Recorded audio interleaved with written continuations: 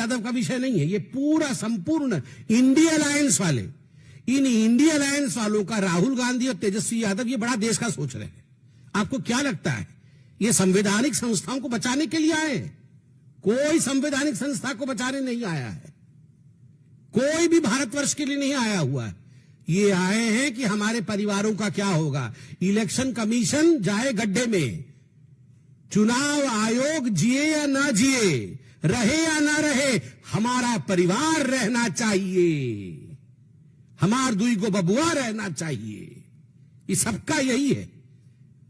ना तो सोनिया गांधी देश के बारे में सोच रही है, चुनाव आयोग के बारे में सोच रही है, और ना ही लालू प्रसाद जी सोच रहे हैं देश के बारे में। ये सब हमार दुई को बबुआ कैसे ठीक से सेटल हो जाए, ये कैसे सेटल हो जाए, बस उसी की लड़ाई चल रही है। और ये राहुल गांधी कह रहे थे मैं एटम बॉम्ब फोड़ूंगा, शायद यही था एटम बॉम्ब उनका, ठुस। जैसा एटम बम पाकिस्तान का, वैसा ही एटम बम इनका। ना एटम बम की धमकी से भारत की लोकतंत्र डरती है पाकिस्तान से, और ना ही भारत का लोकतंत्र डरता है ऐसे ठुस एटम बम से जिसको पकड़ पकड़ के राहुल गांधी घूम रहे हैं। और जहां तक एसआईआर का विषय है, जो भी चुनावी प्रक्रिया संवैधानिक प्रक्रिया से गुजरती है, कोर्ट की निगरानी से गुजरी है। एसआईआर ये प्रिसाइज और नॉन एस्केलेटरी है। ये प्रिसाइज है, किसकी मृत्यु हो गई उसको हटाना है, किसके 2-2 एपिक कार्ड है काटना है, कौन चला गया उसको हटाना है, कोई जोड़ना चाहता है जुड़ जाओ भैया। ये प्रिसाइज है और नॉन एस्केलेटरी, लड़ाई झगड़ा नहीं।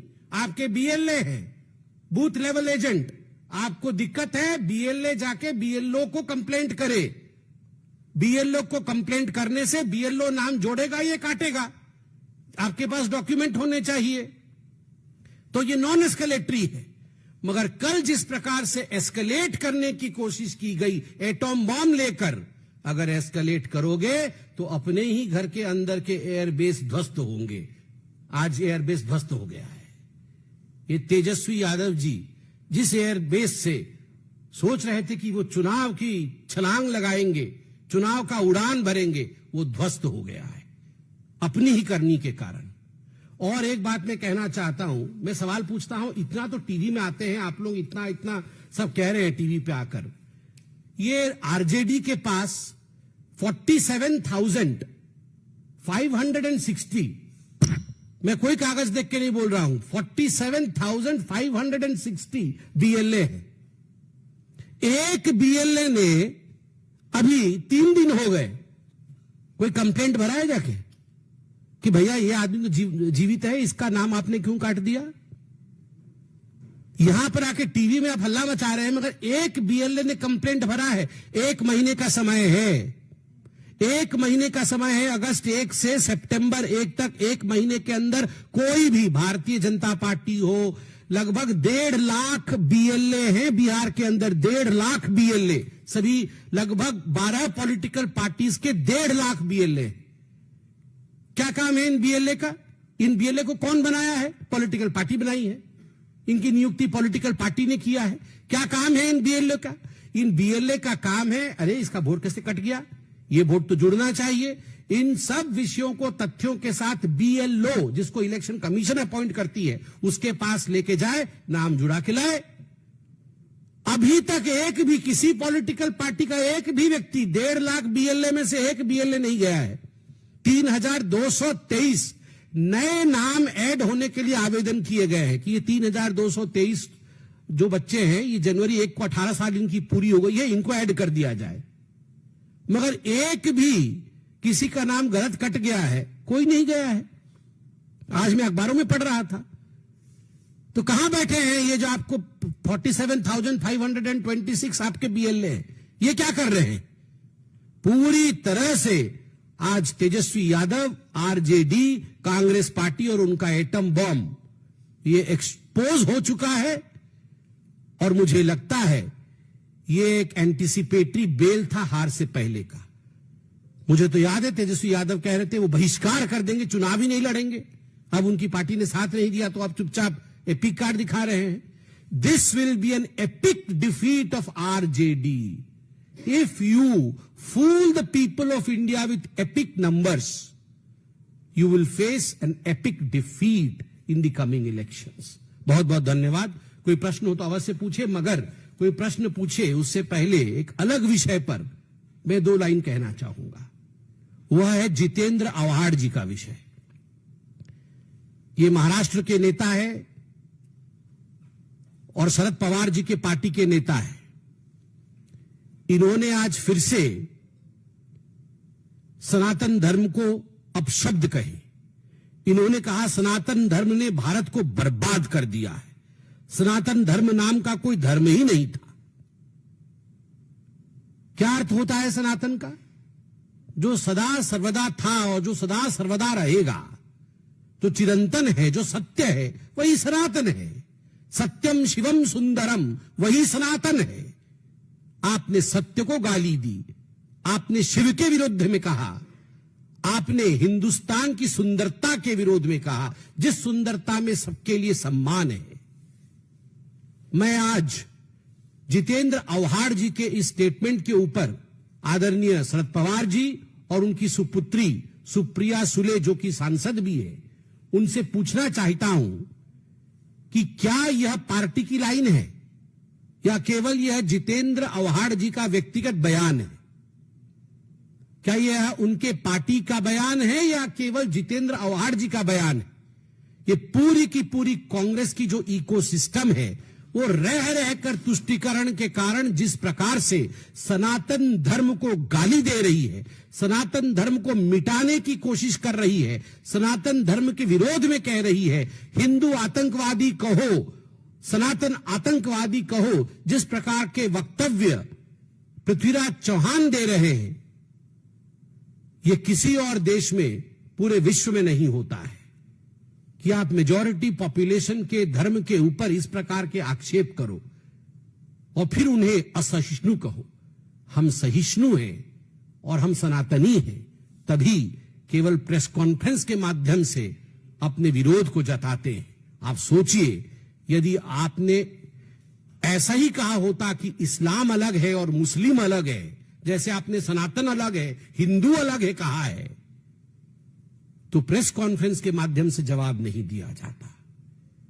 कौन सहिष्णु है और किस प्रकार से देश में व्यवहार करना चाहिए, मुझे लगता है ये शरद पवार जी और सुप्रिया सुले जी जितेंद्र आव्हाड जी से पूछे. धन्यवाद.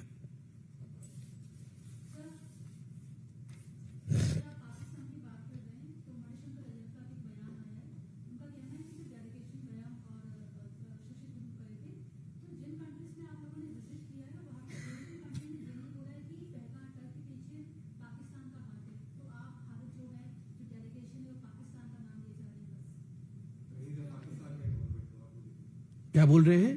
पाकिस्तान के इन्वॉल्वमेंट में कहा कि हो रहा है कि दुनिया भर का कोई देश तो बन नहीं रहा है. अच्छा, तो इसमें कोई नई बात नहीं है. मणिशंकर अय्यर जी पूछ रहे हैं कि पाकिस्तान का इन्वॉल्वमेंट पहलगाम में प्रूव नहीं हो रहा है, तो आज की अखबारें पढ़ें.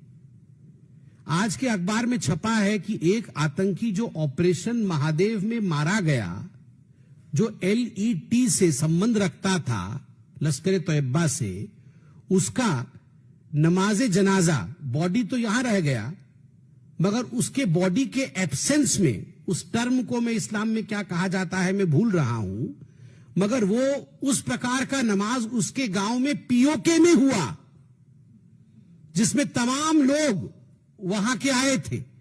LET के कमांडर भी आए थे, मगर गांव के लोगों ने कहा देखो तुम लोगों ने, ये ISI वालों ने और पाकिस्तान के कुछ जो आर्मी के अफसरान हैं, आप लोगों ने हमारे बच्चों को किस प्रकार से आतंकी बनाया, उसकी खामियाजा हमें भुगतना पड़ रहा है. यह आज अखबारों में छपा हुआ है. ये मणिशंकर अय्यर तो सुबह सुबह अखबार पढ़ते ही हैं, मगर मणिशंकर अय्यर जी की आदत है कि ये पाकिस्तान के पक्ष में बोलेंगे ही बोलेंगे, बोलेंगे ही बोलेंगे. हमें मोदी को हटाना है. पाकिस्तान में जाके किसने बोला था? ये मणिशंकर अय्यर जी ने बोला था. उल्टे वो एंकर चौंक गया था. वो एंकर चौंक के बोले हम कैसे हटाएंगे, तो बोले अरे अरे हम मिलके हटाएंगे ना. आप सोचिए, ये वही मणिशंकर अय्यर है. और जितने भी कांग्रेसी हैं उनके वो मणि है, बाकी सारे कांग्रेसी वो सारे भी यही बोलते रहते हैं. चिदम्बरम भी अभी बोल रहे थे कि कोई सबूत नहीं है कि पाकिस्तान की इन्वॉल्वमेंट है। मणिशंकर अय्यर भी बोल रहे हैं कि कोई सबूत नहीं है कि पाकिस्तान की इन्वॉल्वमेंट है। तो सारे कांग्रेसी ऐसे ही हैं, तभी तो ये पाकिस्तान में हीरो हैं, तभी तो और कल तो वो बिलावल भुट्टो बोल रहे थे कि हमारे लोग भारत के सदन में बैठे हुए हैं, we have our own people sitting in the parliament of India. तो कौन है वो उनके अपने लोग जो भारत के सदन में बैठे हुए हैं? यही वो लोग हैं, यही वो लोग हैं जो कहते हैं कि पाकिस्तान की इन्वॉल्वमेंट का कोई सबूत नहीं है। वो हिंदुस्तान के पार्लियामेंट में बैठे हुए हैं। राहुल गांधी जी बताइए कौन है वो लोग? वहां का बिलावल कह रहा है तो यहां के बिलावल को भी जवाब देना चाहिए। धन्यवाद।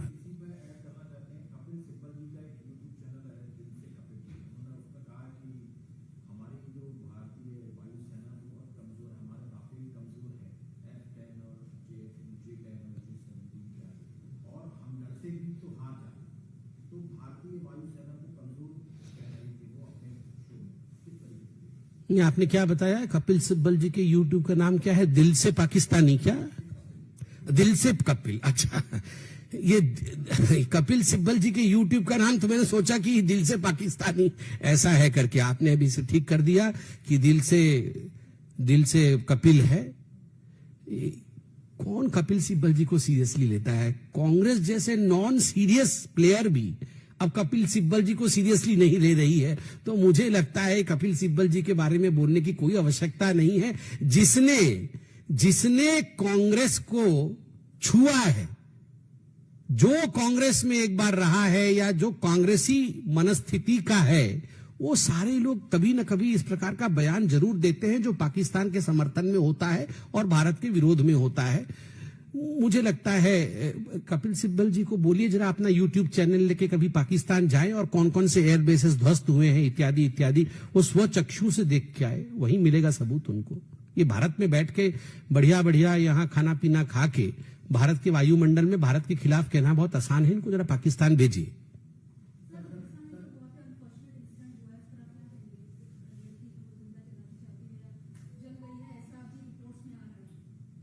उस पे इन्वेस्टिगेशन अभी कंप्लीट होगा, पूरी जानकारी सामने आएगी।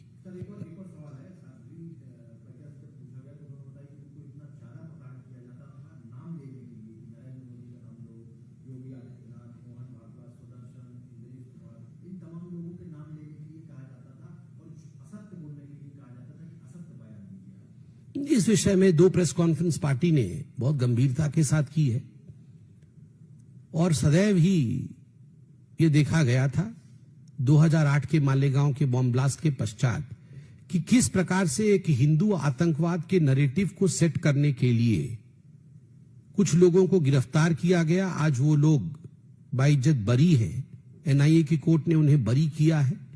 तो स्वाभाविक रूप से बहुत सारे लोगों के नाम को लेने के लिए प्रताड़ित भी किया गया था। इन सारे लोगों को, 7 लोगों को प्रताड़ित किया गया था।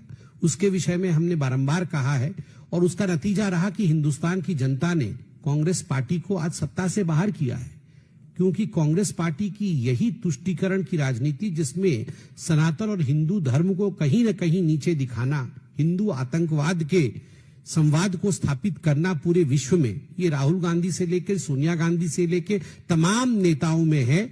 और अंत में सत्यमेव जयते ही होता है, सत्य की जीत हुई है। धन्यवाद। आपका बहुत बहुत